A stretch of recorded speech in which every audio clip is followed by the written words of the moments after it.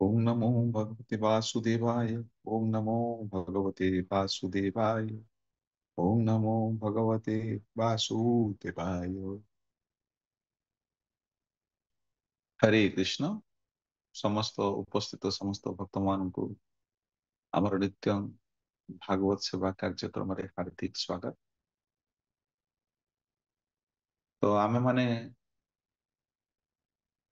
प्रत्येक दिन भागवतम श्रवण करुथिले।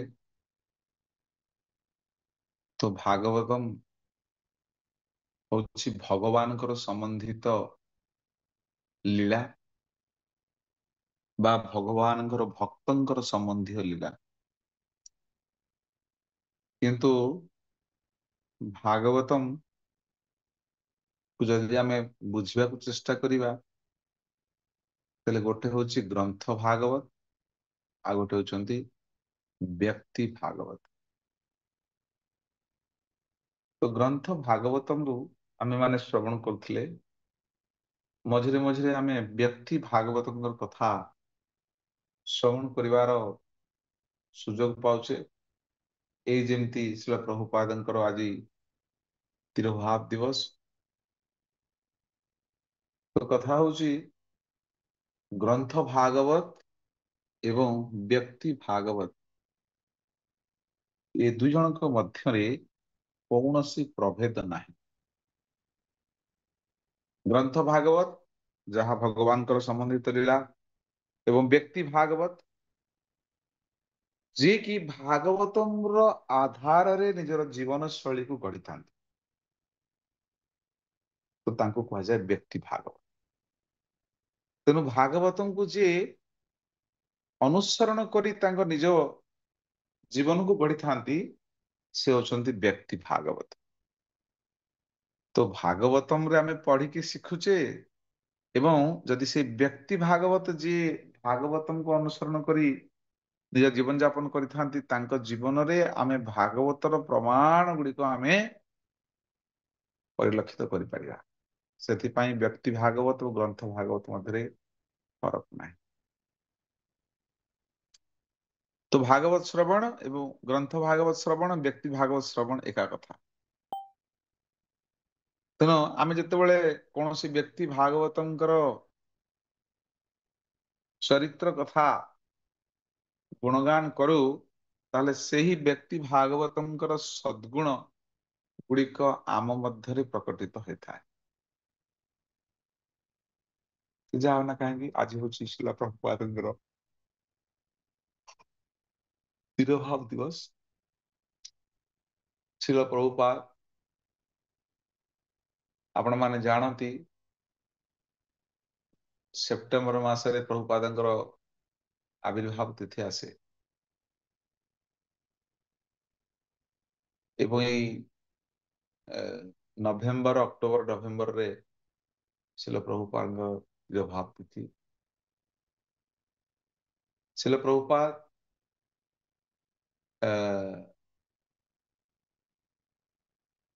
1977 ମସିହା ଏଇ କାର୍ତ୍ତିକ ମାସ ତିଥି ଅନୁସାରେ କାର୍ତ୍ତିକ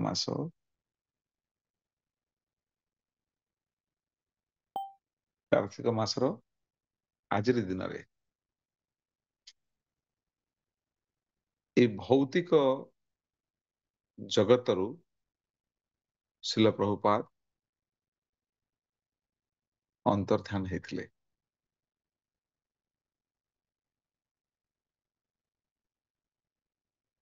ତ 1977 ମସିହାରେ ପ୍ରଭୁପାଦ ଯେତେବେଳେ ବୃନ୍ଦାବନରୁ ଫେରିଲେ, ତାଙ୍କର ସ୍ୱାସ୍ଥ୍ୟ ଅବସ୍ଥା ଏକଦମ ଖରାପ ଥିଲା ଏବଂ ତାପରେ ପ୍ରଭୁପାଦ ଏଇ ଆଜିର ଦିନରେ ସେ ତାଙ୍କର ଏଇ ଭୌତିକ ଲୀଳା ସମ୍ବରଣ କରି ନିତ୍ୟ ଲୀଳା ରେ ସେ ନିଯୁକ୍ତ ହେଇଥିଲେ। ହଁ, ଏଇଠି ପ୍ରଭୁପାଦ ଥିବା ସମୟରେ ବା ପ୍ରଭୁପାଦଙ୍କର ତିରୋଭାବ ପରେ ପ୍ରଭୁପାଦ ସଦା ସର୍ବଦା ନିତ୍ୟ ଲୀଳାରେ ବ୍ୟସ୍ତ ରହୁଥିଲେ। ତ ପ୍ରଭୁପାଦ ଆମ ମାନଙ୍କୁ ଆମେ ମାନେ କହିବା ଯେ ପ୍ରଭୁପାଦ ଛାଡି ଗଲେ। ହଁ, ଆମର ଆଚାର୍ଯ୍ୟ ମାନଙ୍କର ଏଇ ଯୋଉ ବିయోଗ ବା ଆଚାର୍ଯ୍ୟ ମାନଙ୍କ ଠାରୁ ଆମର ଯୋଉ ବିରହ, ସେଥିରେ ଭକ୍ତମାନେ ଦୁଃଖିତ ହୁଅନ୍ତି। କିନ୍ତୁ ପ୍ରକୃତରେ ସେମାନେ ଛାଡିକି ଯାଆନ୍ତିନି। ପ୍ରଭୁପାଦ ଏବେ ବି ଅଛନ୍ତି। ମୋର ମନେ ହଉଛି, ମୁଁ ଯେବେ ପ୍ରଭୁପାଦଙ୍କୁ ପ୍ରଥମେ ଦର୍ଶନ କଲି, ମନେ ହଉଛି ଏଇଠି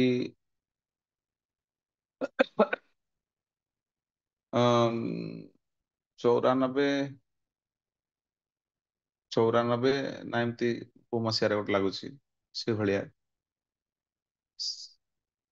ଶ୍ରୀ ଶ୍ରୀମଦ୍ ଲୋକନାଥ ସ୍ୱାମୀ ମହାରାଜଙ୍କର ପଦଯାତ୍ରା ଭୁବନେଶ୍ୱର ଆସିଥିଲେ, ଯାଉଥିଲେ।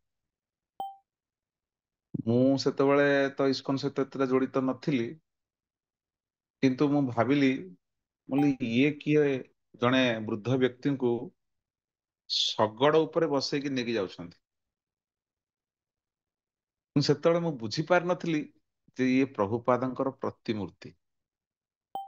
ମୁଁ ଭାବିଥିଲି ଯେ ତାଙ୍କୁ ପୁରା ଏଭଳିଆ ଡ୍ରେସିଂ କରିଛନ୍ତି, ଯେମିତି ମାନେ ଲାଗୁଛନ୍ତି ସତେ ସତେ ଯେପରି ଜଣେ ଆ ବ୍ୟକ୍ତି ବସିଛନ୍ତି।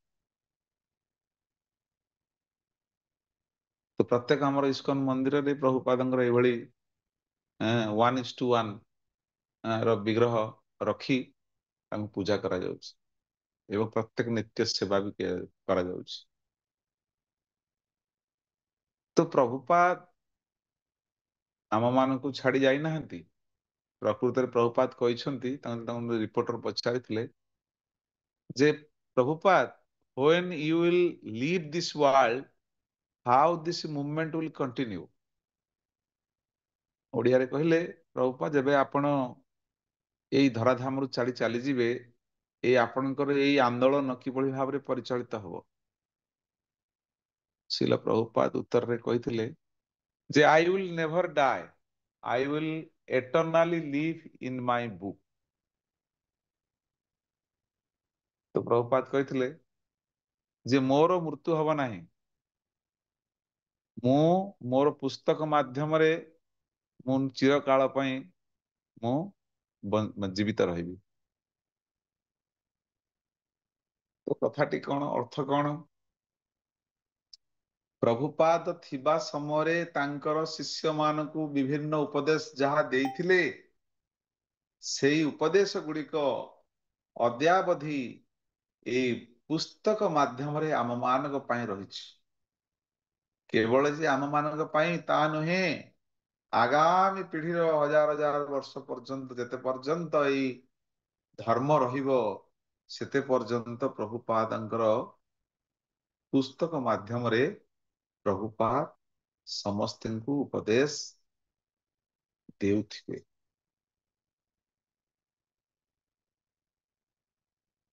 କିନ୍ତୁ ଯେହେତୁ ପ୍ରଭୁପାଦଙ୍କର ଏଇ ଧରାଧାମରୁ ଅନ୍ତର୍ଧାନ ହେଇଥିଲା, ଆମେମାନେ ସେଥିପାଇଁ ଏଇ ଦିନଟିରେ ଶ୍ରୀଲ ପ୍ରଭୁପାଦଙ୍କୁ ସ୍ମରଣ କରି,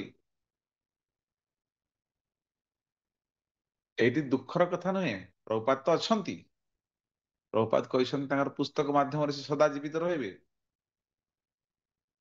ତ ତାହେଲେ ଆମକୁ ପ୍ରଭୁପାଦଙ୍କ ପ୍ରତି ଆମର କୃତଜ୍ଞତା ଏବଂ ଆମେ ପ୍ରଭୁପାଦଙ୍କ ସହିତ ଯେତିକି ଦୂର ସମ୍ବନ୍ଧିତ ହେଇଛେ, ତ ଆଜିର ଦିନ ଆମକୁ ଏତେ ସୌଭାଗ୍ୟ ପ୍ରଦାନ କରୁଛି ଯେ ଆମେ ମାନେ ଆହୁରି ଅଧିକରୁ ଅଧିକ ପ୍ରଭୁପାଦଙ୍କ ସହିତ କିଭଳି ଯୁକ୍ତ ହେଇପାରିବା, ସେଇ ପ୍ରକାର ସଂକଳ୍ପକୁ ସ୍ୱୀକାର କରିବା ଦରକାର। ପ୍ରଭୁପାଦ ଏବେ ବି ଅଛନ୍ତି ତାଙ୍କର ପୁସ୍ତକ ମାଧ୍ୟମରେ। ତ କଥା ହଉଛି, ଯଦି ବା ଆମେ କେବେ ମାୟାଗ୍ରସ୍ତ ହେଉଛେ, ତାର କାରଣଟି ହେଲା ଆମେ ପ୍ରଭୁପାଦଙ୍କ ଭଳି ଶୁଦ୍ଧ ଭକ୍ତଙ୍କ ସହିତ ସମ୍ପର୍କରେ ରହୁନି। ସିଧା ଭାଷାରେ କହିବାକୁ ଗଲେ ଆମେ ଶିଲ ପ୍ରଭୁପାଦଙ୍କର ପୁସ୍ତକ ପଢୁନେ। ଯଦି ଆମେ ଶିଲ ପ୍ରଭୁପାଦଙ୍କର ପୁସ୍ତକ ପଢିବା ବା ତାଙ୍କ ପୁସ୍ତକରୁ ଆଧାରିତ ପୁସ୍ତକ ଉପରେ ଆଧାରିତ କିଛି କଥା ଶ୍ରବଣ କରିବା, ତାହେଲେ ନିଶ୍ଚିତ ଭାବରେ ଆମେ ମାନେ ସଦା ସର୍ବଦା ପ୍ରଭୁପାଦଙ୍କ ସହିତ ଜଡିତ ହୋଇ ରହିଥିବା। ତେଣୁ ଆଜିର ଦିନରେ ଆପଣ ମାନଙ୍କୁ, ମୁଁ ନିଜେ ମଧ୍ୟ, ଯେତିକିଟି ଆମେ ପ୍ରଭୁପାଦଙ୍କ ସହିତ ଯୋଡ଼ିଛେ, ପ୍ରଥମ କଥା, ଆଜି ଆମର ସ୍ଥିତି ହଉଛି ପ୍ରଭୁପାଦଙ୍କର କୃପା ଲାଗି। ଆମର ପରମ ଆରାଧ୍ୟ ଗୁରୁ ମହାରାଜ ସେଇ କଥା ଏଇ ଗୋଟେ ବଙ୍ଗଳା ଭାଷାରେ ଭଜନରେ ସେ ଲେଖିଥିଲେ। କଣ ଲେଖିଥିଲେ? যদি প্রভুপাদ না হইতো তবে কি হইতো, এ জীবন বহিত কেসে, নিতাই গৌরের অপার করুণা, কে দিত সকল দেশে। তো କଥା ହଉଛି, ଯଦି ପ୍ରଭୁପାଦ ନ ଆସିଥାନ୍ତେ ତାହେଲେ ଆମେ ଜୀବନ କେମିତି ବ୍ୟତୀତ ହେଇଥାନ୍ତା ଆମର, ଆମେ ଜାଣିନେ। କିଭଳି ଭାବରେ ଆମେ କୋଉଠି ପଡି ରହିଥାନ୍ତେ, ମାୟା ଭିତରେ ପଡି ରହିଥାନ୍ତେ, କିମ୍ବା କୌଣସି କୁକର୍ମ କରୁଥାନ୍ତେ, ଭୌତିକତାରେ ଦିନକୁ ଦିନ ଆହୁରି ଅଧିକରୁ ଅଧିକ ମଜି ରହିଥାନ୍ତେ। ଆଜି ପ୍ରଭୁପାଦଙ୍କର କୃପା ଲାଗି ଆମେ ମାନେ ଏଇ ଭକ୍ତି ମାର୍ଗକୁ ଆସିଛେ। ଆପଣ କହିବେ ପ୍ରଭୁପାଦ କଣ କଲେ? କାହିଁକି ଆମ ନିଜ ଘରେ କଣ ଆଗରୁ ଯାହା ଚାଲିଥିଲା ପୁରୁଣା କାଳରେ ସେଥିରେ କଣ ଆମେ ଭକ୍ତ ହେଇଥିଲେ? ଆମ ଗାଁରେ ଯାହା ସିଷ୍ଟମ ଥିଲା, ଆମ ଜାଗାରେ ଯାହା ସିଷ୍ଟମ ଥିଲା, ଯୋଉ ମନ୍ଦିର ଥିଲା ତେବେ ବି ଅଛି, ତାହେଲେ ସେତେବେଳେ କଣ ଆମେ ଭକ୍ତ ହେଇଥିଲେ? ତ ଆମେ ଆଜି ଭକ୍ତି ଭାବରେ ଆସିଛେ, ଅଧିକରୁ ଅଧିକ ଜ୍ଞାନ ଆହରଣ କରିପାରିଛେ, ବୈଷ୍ଣବର ନୀତି ନିୟମ ଗୁଡିକୁ ଆମେ ଜାଣି ବୁଝିପାରିଛେ। କେମିତି?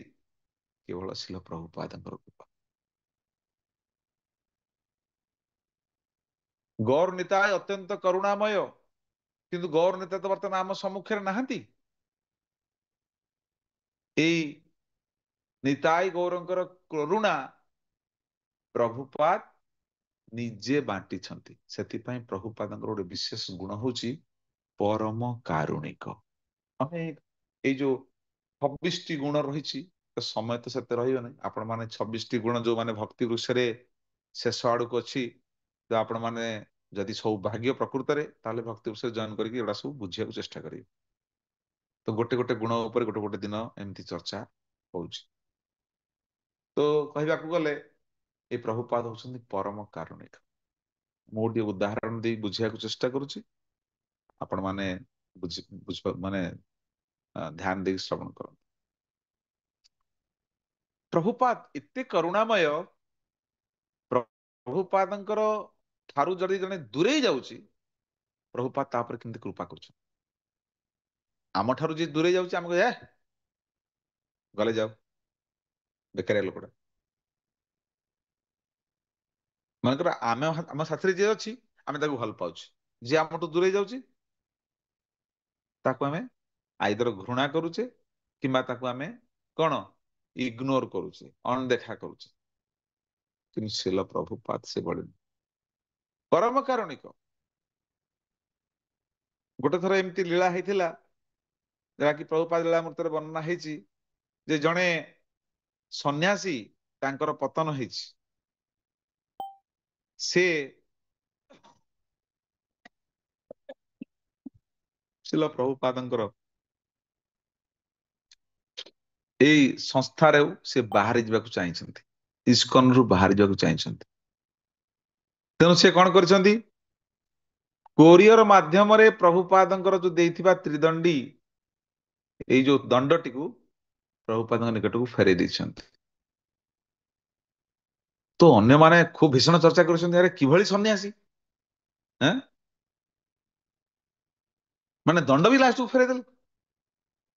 କିନ୍ତୁ ପ୍ରଭୁପାଦ ଯେତେବେଳେ ଏଇ କଥାଟିକୁ ଶ୍ରବଣ କଲେ, ଏଇ ଖବରଟି ପାଇଲେ, ପ୍ରଭୁପାଦ କହିଲେ ଦେଖନ୍ତୁ, ଯେମିତି ପରମହଂସ, ପ୍ରଭୁପାଦ ଜଣେ ପରମହଂସ ଥିଲେ। ହଂସ କଣ କରନ୍ତି? ଯେମିତି କ୍ଷୀର ଯଦି ପାଣି ମିଶେଇକି ଦେବେ ତାହେଲେ ସେ କ୍ଷୀରଟିକୁ ପିଇ ପାଣି ତକ ଛାଡି ଦିଅନ୍ତି। ପ୍ରଭୁପାଦ ଠିକ ସେଇପରି, ସେ ଇସ୍କନ ପରିତ୍ୟାଗ କଲା ପରେ ବି ପ୍ରଭୁପାଦ କହୁଛନ୍ତି ଯେ ମୋର ଶିଷ୍ୟ କେତେ ସଚ୍ଚୋଟ, କେତେ ରେସ୍ପନ୍ସିବୁଲ, ଯେ ସେ ଦଣ୍ଡକୁ ମଧ୍ୟ ଏଣେ ତେଣେ ଫୋପାଡ଼ି ଦେଇ ପାରିଥାନ୍ତା। ଯାହାର ପତନ ହଉଛି, ଯିଏ ପରିତ୍ୟାଗ କରୁଛି ଏସବୁ ଜିନିଷ, ସେ ଫୋପାଡ଼ି ଦେଇ ପାରିଥାନ୍ତା। କିନ୍ତୁ ସେ କେତେ ରେସ୍ପନ୍ସିବୁଲ, ସେ ଦଣ୍ଡଟିକୁ ମୋ ପାଖକୁ କଣ କୋରିଅର ମାଧ୍ୟମରେ ପଠେଇଛନ୍ତି। ମାନେ ତାଙ୍କର ଖରାପ ଗୁଣ ଥିଲେ ସୁଦ୍ଧା ବି ପ୍ରଭୁପାଦ ଦେଖନ୍ତୁ ତାଙ୍କର କିନ୍ତୁ ଭଲ ଗୁଣ ଇଏ କରୁଛନ୍ତି, କହୁଛନ୍ତି ମୋର ଶିଷ୍ୟ।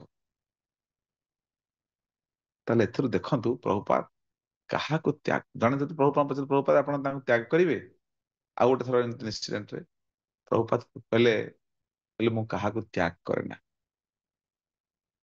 ଯେମିତି ଭଗବାନ ଶ୍ରୀ ରାମଚନ୍ଦ୍ର ଯେତେବେଳେ ତାଙ୍କର ଗୋଡରେ ଏଇ 40 ସମୟରେ ବନବାସ ସମୟରେ କଣ୍ଟା ପଶି ଯାଇଥିଲା, ସେତେବେଳେ ସେ କଣ୍ଟାଟିକୁ ବାହାରକୁ ନା, ଭଗବାନ କହିଲେ ମୋର ଯିଏ ଚରଣରେ ଆଶ୍ରିତ ନେଇଥାଏ ତାକୁ ମୁଁ କଦାପି ତ୍ୟାଗ କରେ ନାହିଁ। ଠିକ ସେଇ ପ୍ରକାର ପ୍ରଭୁପାଦ ହଉଛନ୍ତି ଯେମିତି ଭଗବାନ ପରମ କରୁଣାମୟ, କରୁଣା ସିନ୍ଧୁ, ଶିଳ ପ୍ରଭୁପାଦ ହଉଛନ୍ତି ଆମ ସମ୍ମୁଖରେ ସେଇ କରୁଣାର ମୂର୍ତ୍ତିମନ୍ତ ସ୍ୱରୂପ। ସେ ଯୋଉ କରୁଣା ପ୍ରଦର୍ଶନ କରିଛନ୍ତି, ଅନେକ ଉଦାହରଣ ରହିଛି, ଯେତିକିଟି ମୋର ସ୍ମରଣ ଆସୁଛି ମୁଁ ସେତିକି କହୁଛି। ଅନେକ ଉଦାହରଣ ଲୀଳା ରହିଛି। ଯେମିତି ଥରେ ପ୍ରଭୁପାଦ ଏଇ ମାୟାପୁରରେ ଯେତେବେଳେ ପ୍ରସାଦ ପାଇସାରିଲା ପରେ ଭକ୍ତମାନେ ତାଙ୍କର ଏଇ ଯୋଉ ଖଲି ପତ୍ରଟିକୁ ଫୋପାଡ଼ି ଦିଅନ୍ତି, ସେଠି କିଛି କୁକୁର ବି ଆସିକି ଖାଆନ୍ତି। ସେ ସମୟରେ ଗରିବ ପିଲାଟି ଆସି ସେଇଥିରୁ, ଯୋଉଠୁ କୁକୁର ଖାଉଛନ୍ତି ସେଇଠୁ ସେ ପିଲାଟି, ଗରିବ ପିଲାଟି ଯେତେବେଳେ ଆସି ଯେତେବେଳେ ସେଇ ଯୋଉ ଖଲି ପତ୍ରରୁ ଖାଉଥିଲା, ଯେତେବେଳେ ପ୍ରଭୁପାଦଙ୍କର ନଜର ସେ ତାଙ୍କ ପିଲାଟି ଉପରେ ପଡିଲା, ତ ପ୍ରଭୁପାଦଙ୍କୁ ବହୁତ ଦୁଃଖ ଲାଗିଥିଲା। ପ୍ରଭୁପାଦଙ୍କର ହୃଦୟରୁ ଏ କରୁଣାର ସ୍ରୋତ ବହି ଆସିଥିଲା। ତୁରନ୍ତ ପ୍ରଭୁପାଦ କହିଥିଲେ, ଦେଖ ଆରମ୍ଭ କରାଯାଉ ଫୁଡ ଫର ଲାଇଫ ଏଇ କାର୍ଯ୍ୟକ୍ରମ, ଫୁଡ ଫର ଲାଇଫ କାର୍ଯ୍ୟକ୍ରମ, ଯେ 10 ନା 15 କିଲୋମିଟର ଏରିଆ ଭିତରେ ଆମର ଯୋଉ ମନ୍ଦିର ରହିଛି, ଇସ୍କନର ଯୋଉ ମନ୍ଦିର ରହିଛି, ତାର 10 ନା 15 କିଲୋମିଟର ପରିସୀମା ଭିତରେ ଯଦି କେହି ଯେମିତି ଭୁଖା ନ ରୁହନ୍ତି, ଏ ଫୁଡ ଫର ଲାଇଫ ଏଇ କାର୍ଯ୍ୟକ୍ରମ ଦେଖନ୍ତୁ। ଆମେ ଦେଖିଲେ କିଏ ଗୋଟେ ଖାଇବାକୁ ପାଉନି, ଆମେ କଣ ଦରକାର ପଡେ ତାକୁ ଟିକେ କଣ ଦେଇକି ପଳଉଛେ, ଖାଇବା ଦାନ ଦେଇକି ପଳଉଛେ, ବା ଏମିତି ଦେଖିକି ଆହା କେଡେ ବଡ ଦୁଃଖୀ ପିଲାଟା ବୋଲିକି ଆମେ ଟିକେ ଚୁ ଚୁ କରିକି ହା ହା ଚୁ ଚୁ କରିକି ସିମ୍ପାତ ଦେଖିକି ପଳଉଛେ, ବା ମୁହଁ ବୁଲେଇକି ପଳଉଛେ। ତିନି ପ୍ରକାର କଥା। ଯଦି ଆମେ ଉଦାର ଦେଖଉଛେ ତାହେଲେ ତାକୁ କିଛି ଦଉଛେ, କିଛି ହଁ ଦୟା ପରବଶ ହେଇକି ଫଳଟିଏ କି ଯାହା ଟିକେ ଆମ ପାଖରେ ଅଛି ତାକୁ ଦେଇ ଦଉଛେ। କିନ୍ତୁ ଶିଳ ପ୍ରଭୁପାଦ କଣ କଲେ? ଦିନକ ପାଇଁ ନାହିଁ, ସବୁବେଳକ ପାଇଁ, ଜଣକ ପାଇଁ ନାହିଁ, ସମସ୍ତଙ୍କ ପାଇଁ ଏ ଫୁଡ ଫର ଲାଇଫ ର ବ୍ୟବସ୍ଥା କରିଥିଲେ। ତ ଯେମିତି ଗୌର ନେତା ପରମ କାରୁଣୀ, ପରମ କରୁଣା ବହୁ ଦୁଇ ଜଣ, ସେଇଭଳି ପ୍ରଭୁପାଦ ତାଙ୍କର ସେଇ ଗୌର ନିତାଇଙ୍କର କୃପାର ମୂର୍ତ୍ତିମନ୍ତ ସ୍ୱରୂପ, ଯିଏକି ସମସ୍ତ ଏଇ କେବଳ ଭାରତ ନାହିଁ, ସୀମିତ ନାହିଁ, ବା ତାଙ୍କ ପରିବାର ମାନେ ତାଙ୍କର ଏରିଆରେ ନୁହେଁ, ତ ସମ୍ପୂର୍ଣ୍ଣ ଦେଶ ବିଦେଶରେ ସେଇ କରୁଣାକୁ ବିତରଣ କରିବାକୁ ଆସିଥିଲେ। ଗୁରୁ ମହାରାଜ କହୁଛନ୍ତି ଯେ ପାଶ୍ଚାତ୍ୟର ଯତ ପାପୀ ଦୁରାଚାରୀ ଶୂନ୍ୟବାଦୀ ମାୟାବାଦୀ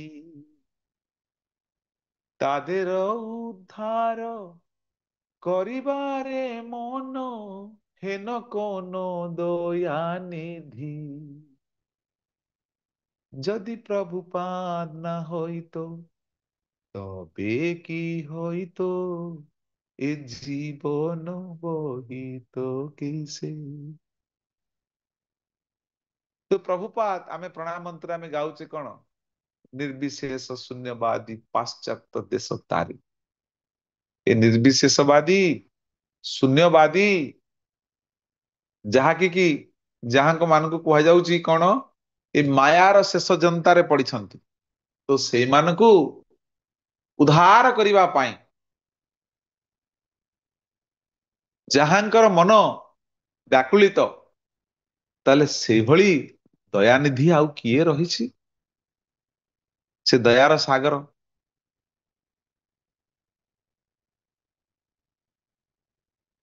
ତ ଆମେ ମାନେ ଗାଉନି କି ବୈଷ୍ଣବ ଠାକୁର ଦୟାର ସାଗର। ତ କଥା ହଉଛି ବୈଷ୍ଣବ ମାନେ ହଉଛନ୍ତି ପର ଦୁଃଖେ ଦୁଃଖୀ, କିନ୍ତୁ ଆମେ ମାନେ ସେଟା ବୁଝୁନି। ଆମେ ମାନେ କଣ? ପର ଦୁଃଖରେ ସୁଖୀ, ପର ସୁଖରେ ଦୁଃଖୀ। ଶିଲ ପ୍ରଭୁପାଦ ହଉଛନ୍ତି ପର ଦୁଃଖେ ଦୁଃଖୀ। ଏଇ ପ୍ରାପ୍ତ ବୟସ୍କରେ, ଏଇ 70 ବର୍ଷ ବୟସରେ ଆମର କଣ ଟିକେ ହେଲେ ଆମେ ମାନେ କହୁଛେ ଆମେ ଆରାମ କରିବା, ନାଇଁ ମ କି କୁଆଡେ ଯାଉଛି। ଏ ବୟସରେ ପ୍ରଭୁପାଦ 70 ବର୍ଷ ପାଖାପାଖି ବୟସରେ ଯାଇ ଜଳ ମାନେ ପଣ୍ୟବାହୀ ଜାହାଜରେ ଯାଇ ସେଥିରେ ହୃଦଘାତ ସହିତ ଆମେରିକାରେ ପ୍ରଭୁପାଦଙ୍କର ମାର୍କିନେ ଭାଗବତ ସେ ଗୋଟେ ଲେଖିଛନ୍ତି, ସେ ସୁନ୍ଦର, ସେଥିରେ ସେ ବର୍ଣ୍ଣନା କରିଛନ୍ତି। ଆମେରିକା ସେ ସମୟରେ ଗୋଟେ ମାୟାର ମାନେ ସବୁଠାରୁ ଖରାପ ଜାଗା ଥିଲା। ଭୌତିକବାଦୀ, ମାୟାବାଦୀ, ଶୂନ୍ୟବାଦୀ। ତେଣୁ ସେ ଜାଗାରେ ଯାଇ ପ୍ରଚାର କରିବା, ତାଙ୍କର ଗୁରୁଦେବ ନିର୍ଦ୍ଦେଶ ଦେଇଥିଲେ ଅଂଗ୍ରେଜୀ ଭାଷାରେ ପ୍ରଚାର କରିବା ପାଇଁ। କିନ୍ତୁ ପ୍ରଭୁପାଦ ଗୁରୁବାଣୀକୁ କିଭଳି ଭାବରେ ଦୃଢତାର ସହିତ ତାଙ୍କ ଜୀବନରେ ସେ ରୂପରେଖ ଦେଇଥିଲେ, ଏଇ କଥା ଆମ ମାନଙ୍କୁ ଶିକ୍ଷା କରିବାକୁ ପଡିବ। ପ୍ରଭୁପାଦଙ୍କର ଚରଣରେ ସଦା ସର୍ବଦା ଆମକୁ ପ୍ରାର୍ଥନା କରିବାକୁ ପଡିବ। ହେ ପ୍ରଭୁପାଦ, ଆପଣ ଯେମିତି ଆପଣଙ୍କର ଗୁରୁଦେବଙ୍କର ଏକନିଷ୍ଠ ଶିଷ୍ୟ ହେଇପାରିଥିଲେ, ସେମିତି ଆମ ଉପରେ କୃପା କରନ୍ତୁ। ଏ ଅଧମତ ଭୌତିକ ଭିତରେ ବୁଡି ରହିଛି, ଅହଙ୍କାର ଭିତରେ ବୁଡି ରହିଛି, ତ କୃପା କରନ୍ତୁ। ଯଦି ପ୍ରଭୁପାଦଙ୍କର ସେଇ କରୁଣାର ସିନ୍ଧୁରୁ ଯଦି ବିନ୍ଦୁଟିଏ ମିଳିବ, ତାହେଲେ ଆମେ ମାନେ ଆମର ଗୁରୁ ଭକ୍ତିକୁ ଆହୁରି ନିଷ୍ଠାର ସହିତ ବଜାୟ ରଖି ଗୁରୁଙ୍କ ନିର୍ଦ୍ଦେଶକୁ ପାଳନ କରିବାକୁ, ଅଧିକରୁ ଅଧିକ ପାଳନ କରିବାକୁ ସକ୍ଷମ ହେବା। ତେଣୁ ଆଜିର ଦିନରେ ଆମେ ଶିଲ ପ୍ରଭୁପାଦଙ୍କର ଚରଣରେ ସଦା ପ୍ରାର୍ଥନା କରିବା ଉଚିତ। ତ ଆମେ ଯେତେ ସବୁ ନୀତି ନିୟମ ଆମେ ସବୁ ଭକ୍ତିର ଜାଣିଲେ କେମିତି?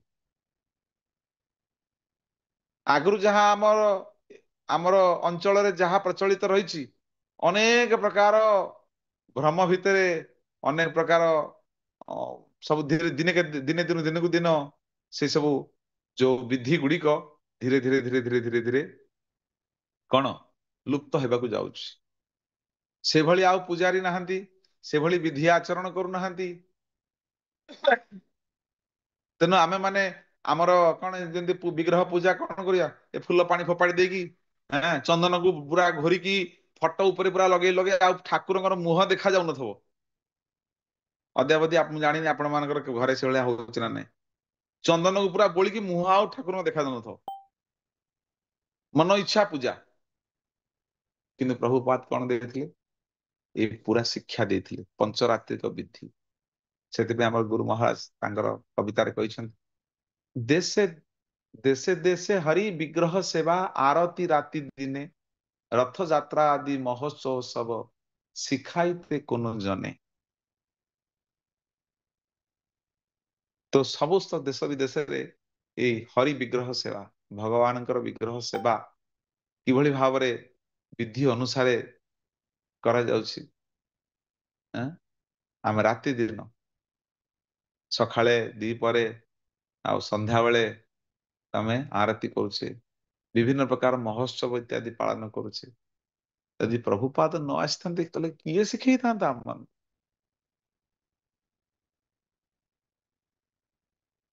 ଗୀତା ଭାଗବତର ଜ୍ଞାନ କିଏ ଆମକୁ ଏତେ ପ୍ରାଞ୍ଜଳ ଭାବରେ ସୁନ୍ଦର ଭାବରେ ଆମକୁ କିଏ ବୁଝେଇଥାନ୍ତା?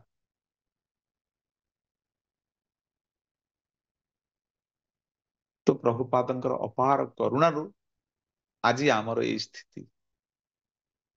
ତ ସେଇଭଳି ପ୍ରଭୁପାଦଙ୍କର ଆଜିର ଏଇ ତିରୋଭାବ ଦିବସରେ ଆମେ ପ୍ରଭୁପାଦଙ୍କୁ ସ୍ମରଣ କରିବା, ତାଙ୍କ ଚରଣରେ କୃତଜ୍ଞତା ଜ୍ଞାପନ କରିବା ଏବଂ ପ୍ରଭୁପାଦଙ୍କ ସହିତ କେମିତି ଅଧିକରୁ ଅଧିକ ଆମେ ଆମର ସମ୍ପର୍କ ସ୍ଥାପିତ ହବ,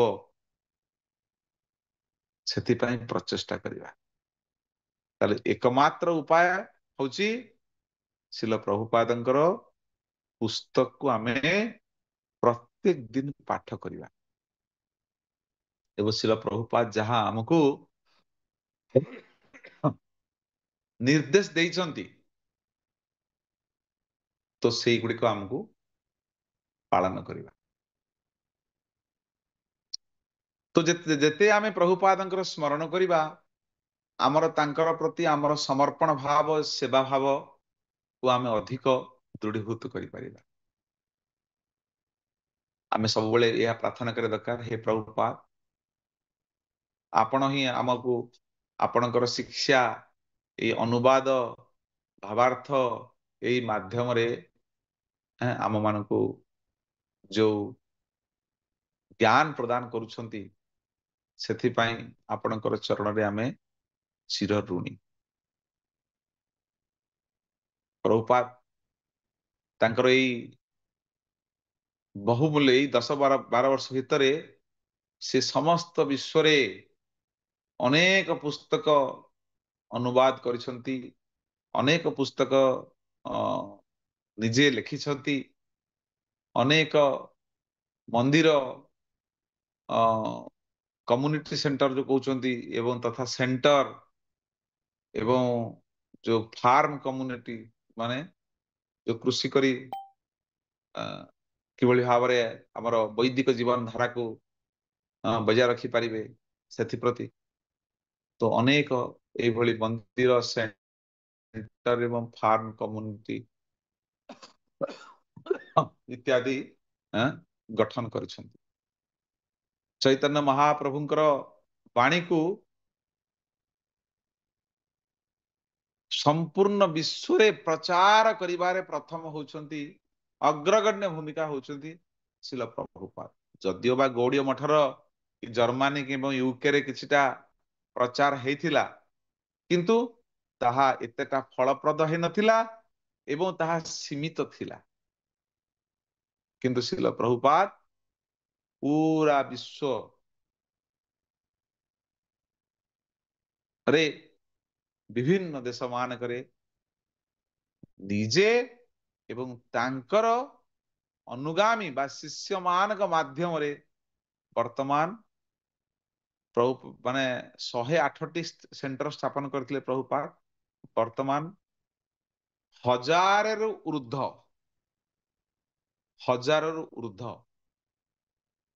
ବଡ ବଡ ସେଣ୍ଟର ମାନ ବା ମନ୍ଦିର ମାନ ପ୍ରତିଷ୍ଠା ହେଇସାରିଛି। ତ ପ୍ରଭୁପାଦ କାରୁଣିକ, ତାଙ୍କର କରୁଣାକୁ ବିତରଣ କରିବାକୁ ତାଙ୍କର ଶିଷ୍ୟମାନେ, ସେମାନେ କିଭଳି ପ୍ରଭୁପାଦ ନୁଗ ପ୍ରଭୁପାଦଙ୍କର ପ୍ରତ୍ୟେକଟି ନିର୍ଦ୍ଦେଶକୁ କେମିତି ଆମର ଗୁରୁବୃନ୍ଦ କିଭଳି ଭାବେ ପାଳନ କରୁଛନ୍ତି, ଏହି କଥା ଗୁଡିକ ଦେଖି ଆମ ମାନଙ୍କୁ ପ୍ରଭୁପାଦ ଏବଂ ତାଙ୍କର ଅନୁଗାମୀ ମାନଙ୍କର ଚରଣରେ ଆମର ସମର୍ପଣ ଭାବକୁ ଆମେ ବୃଦ୍ଧି କରିବା ଦରକାର। ତ ପ୍ରଭୁପାଦ କେମିତି କାରୁଣିକ, ସମସ୍ତ ଜୀବ ମାନଙ୍କ ପାଇଁ ଆମେ ଫୁଡ ଫର ଲାଇଫ, ଏଇ କଥା ମାନେ ଶ୍ରବଣ କଲେ। ଏବଂ ପ୍ରଭୁପାଦଙ୍କର ଆଉ ଗୋଟେ ଗୁଣ ରହିଛି, ସେ କିଭଳି ନିଜକୁ ନିଜ ସମର୍ପିତ କରିଥିଲେ। ଏଇ ଗୁରୁ ଆଉ ଗୌରାଙ୍ଗଙ୍କର ସେବା ନିମନ୍ତେ ଆଁ, ସେ କିଭଳି ଭାବରେ ନିଜକୁ ସମର୍ପିତ କରିଥିଲେ। ପରିବାର, ଆମେ ମାନେ କଣ, ଆମେ ପରିବାର ପାଇଁ ଆମେ ଯଦି ଯାଉଛେ କୋଉଠି କେତେବେଳେ ଉତ୍ସବରେ ଯାଉଛେ, ମୋ ପୁଅ କେମିତି, ମୋ ଝିଅ କେମିତି ଆଗ ପ୍ରସାଦ ପାଇବ, ମୁଁ ମାନେ ମୋ ପରିବାର କେମିତି ସବୁ ପ୍ରକାର ସୁବିଧା ପାଇବେ, ଭଲରେ ରହିବେ। ଯାତ୍ରାରେ ଯାଉଛେ କଣ, ମୋ ପରିବାର କେମିତି ଭଲରେ ରହିବେ, ଭଲରେ ପ୍ରସାଦ ପାଇବେ, ଏଇ ଚିନ୍ତାଟା ଆମର ରହୁଛି ସବୁବେଳେ। କିନ୍ତୁ ପ୍ରଭୁପାଦ ତାଙ୍କର ପରିବାର ପାଇଁ ଚିନ୍ତା କରିଥିଲେ ପୂର୍ଣ୍ଣ ରୂପେ। ଚୈତନ୍ୟ ମହାପ୍ରଭୁଙ୍କର ଏଇ ଆନ୍ଦୋଳନରେ ସେ ନିଜକୁ ପୂର୍ଣ୍ଣ ରୂପେ ସମର୍ପିତ କରିଥିଲେ। ଆମେ କିଛି ଅଳ୍ପ ସମୟ କାମ କଲେ ଆମେ ଥକି ଯାଉଛେ ବା କହୁଛେ ଏତେ ସେବା କି କରିବ। ପ୍ରଭୁପାଦ ଦିନ ରାତି ଅକ୍ଲାନ୍ତ ପରିଶ୍ରମ କରି ତାଙ୍କର ଗୁରୁଙ୍କର ବାଣୀକୁ ଜୀବନର ଏକମାତ୍ର ଲକ୍ଷ୍ୟ ବା ତାଙ୍କ ସୂତ୍ରଧାରା, ଜୀବନର ସୂତ୍ରଧାରା ବନେଇ ସେ ଏଇ ଯାହା କରି ଯାଇଛନ୍ତି ତାହା କୌଣସି ଆଶ୍ଚର୍ଯ୍ୟ ଠାରୁ କମ୍ ନୁହେଁ। ପ୍ରଭୁପାଦ ଜଣେ ଦକ୍ଷ, ଏଇଟା ଗୋଟେ 26ଟି ଗୁଣ ଭିତରୁ ଆସୁଛି। ଲେଖିବା, ମ୍ୟୁଜିକ, ମ୍ୟାନେଜମେଣ୍ଟ।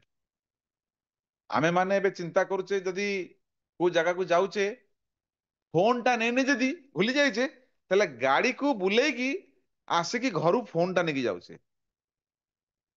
ହେଁ, କାମ ହବ କି ଚଳିବି କେମିତି? କିନ୍ତୁ ଶିଲ ପ୍ରଭୁପାଦ କଣ ଫୋନ ନେଇଥିଲେ? କୋଉ ହ୍ୱାଟ୍ସଆପ ଥିଲା, ମୋବାଇଲ ଫୋନ ଥିଲା ନା, କଣ ଥିଲା, ଇନଷ୍ଟାଗ୍ରାମ ଥିଲା ନା, ଇଣ୍ଟରନେଟ ଥିଲା? ପ୍ରଭୁପାଦ କିଭଳି ଭାବରେ ଏଇ ଦୁନିଆରେ ମାନେ ବିଶ୍ଵ ଭରରେ 108ଟି ମନ୍ଦିର, ବଡ ବଡ ମନ୍ଦିର, ବୃହତ ମନ୍ଦିର, ଛୋଟ ଛୋଟ ନାହିଁ, କୋଟି କୋଟି ଟଙ୍କା ଏ ସ୍ଥାପନ କରିଥିଲେ।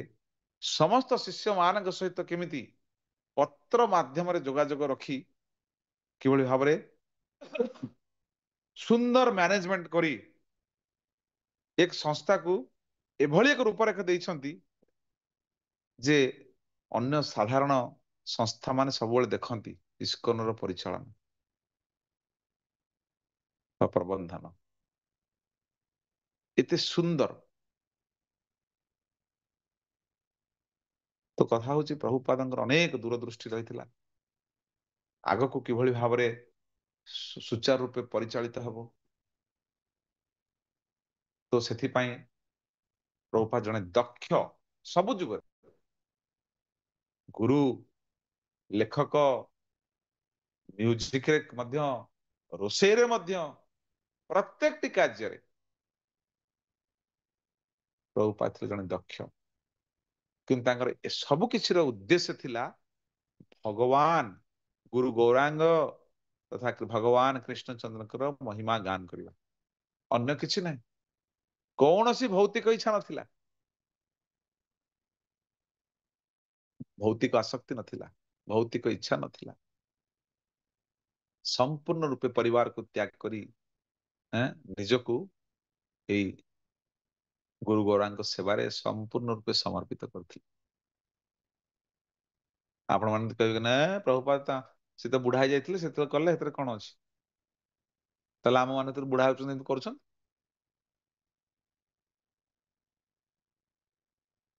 ତ ପ୍ରଭୁପାଦ ଅନେକ ମାନେ ଜଣେ ଶୁଦ୍ଧ ଭକ୍ତ ଥିଲେ।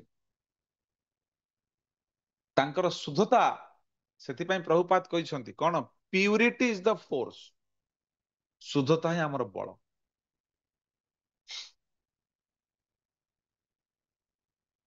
ତେଣୁ କିଭଳି ଭାବରେ ସେ ତାହା ବଜାୟ ରଖିଥିଲେ। ତେଣୁ ତା ସହିତ ସେ ଥିଲେ ବିନମ୍ର, ଅହଙ୍କାର ନଥିଲା। ଗୋଟେ ଲୀଳାରୁ ଆମେ ବୁଝିପାରିବା ଯେ ପ୍ରଭୁପାଦ ଥରେ ଥରେ କଣ ସବୁବେଳେ ଯେତେବେଳେ ଯାଆନ୍ତି ବିଗ୍ରହ ଦର୍ଶନ କରିବା ପାଇଁ, ସେତେବେଳେ ପ୍ରଭୁପାଦ ବିଗ୍ରହଙ୍କୁ ଦେଖନ୍ତି, ପ୍ରଣାମ କରନ୍ତି, ଅନେକ ସମୟ ଦେଖୁଥାନ୍ତି, ଆଉ ପ୍ରଭୁପାଦଙ୍କ ଆଖିରେ ଲୁହ ଆସିଯାଏ। ତ ଜଣେ ଥରେ ଥରେ ଶିଷ୍ୟ ପ୍ରଭୁପାଦଙ୍କୁ ପ୍ରଶ୍ନ କଲେ, ପ୍ରଭୁପାଦ ଆପଣ କଣ ପ୍ରାର୍ଥନା କରୁଛନ୍ତି? ପ୍ରଭୁପାଦ କହିଲେ, ଗୋଟେ କ୍ଲାସ୍, ଆକ୍ଚୁଆଲି ପ୍ରଭୁପାଦ କ୍ଲାସ୍ ଦେଇଥିଲେ, କଣ ମାୟା।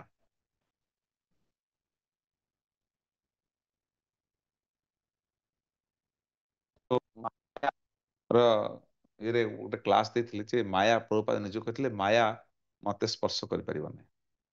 କିନ୍ତୁ ତାପରେ ପ୍ରଭୁପାଦ ଯାଇକି ତ ସେ ସମୟରେ ପ୍ରଭୁପାଦଙ୍କୁ ଜଣେ ତାଙ୍କର ଆଖିରେ ଲୁହ ଆସିଯାଇଛି। ତ ଜଣେ ଶିଷ୍ୟ ପଚାରିଲେ, ପ୍ରଭୁପାଦ ଆପଣ କଣ ପ୍ରାର୍ଥନା କରୁଥିଲେ?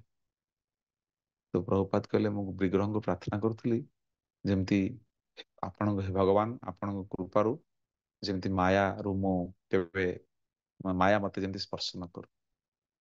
ତାର ତ ପ୍ରଭୁପାଦଙ୍କର ଅହଙ୍କାର ନଥିଲା। ପ୍ରଭୁପାଦ ବିନମ୍ର, ଭଗବାନଙ୍କର ସର୍ବଦା ସଦା ଆଶ୍ରିତ ହୋଇଥିଲେ, ସଦା ଭଗବାନଙ୍କର ଆଶ୍ରିତରେ ରହିଥିଲେ। ତ ଯଦି ଆମେ ସେଇଭଳି ଯଦି ଭଗବାନଙ୍କର ଚରଣର ଆଶ୍ରୟ ନେଇ ଯଦି ଆମ ଜୀବନଟାକୁ ରଖିବା, ତାହେଲେ ମଧ୍ୟ ଆମେ ମାନେ ମଧ୍ୟ ମାୟାରୁ ସହଜରେ ବର୍ତ୍ତି ଯାଇପାରିବା। କାହିଁକି, ଜହା କୃଷ୍ଣ ତହା ନାହିଁ ମାୟାର ଅଧିକାର।